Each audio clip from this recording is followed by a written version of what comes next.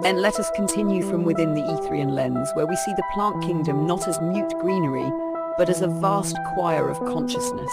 In Aetherian Botanica, the human role is not only to study, but to enter the song.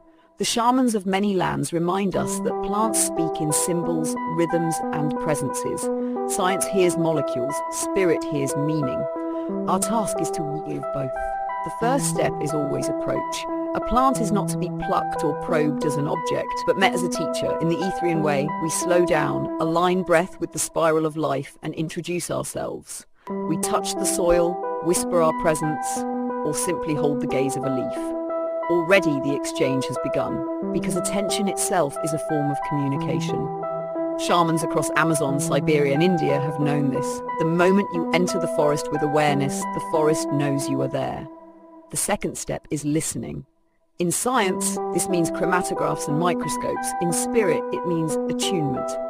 A leaf trembling in stillness, a fragrance released only when you kneel, a dream the night after you walk among certain herbs. These are all responses. In Etherian practice, one learns to still the mental chatter and listen with the spiral ear, that inner faculty tuned to vibration beneath words. Shamans call this receiving songs or visions. We might call it perceiving the field of communication plants are always radiating. The third step is dialogue. Communication is not one way.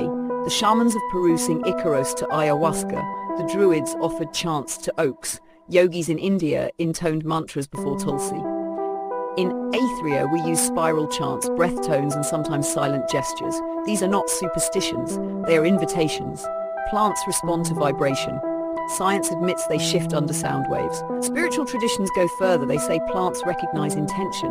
The voice becomes not just vibration, but meaning when carried by pure awareness. The fourth step is exchange. A shaman never takes without giving. When we gather a leaf, we leave a drop of water, a strand of hair, a prayer. In the Etherian path, we call this spiral reciprocity. Energy for energy, life for life. Even modern ecology confirms that mutualism sustains forests. No being thrives in isolation. To commune with a plant is to enter a relationship of shared responsibility. The plant may lend its healing compounds, and in return we offer protection, reverence, and gratitude. Finally, the fifth step is integration. Shamans often dream after working with plants, recording visions and guidance.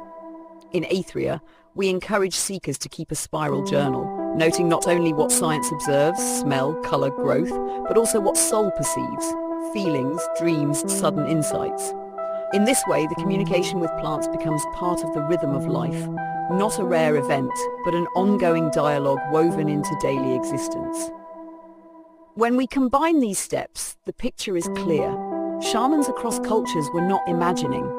They were decoding the same plant language you described earlier, chemicals, visuals, vibrations, and networks, but interpreting them through a deeper field of consciousness.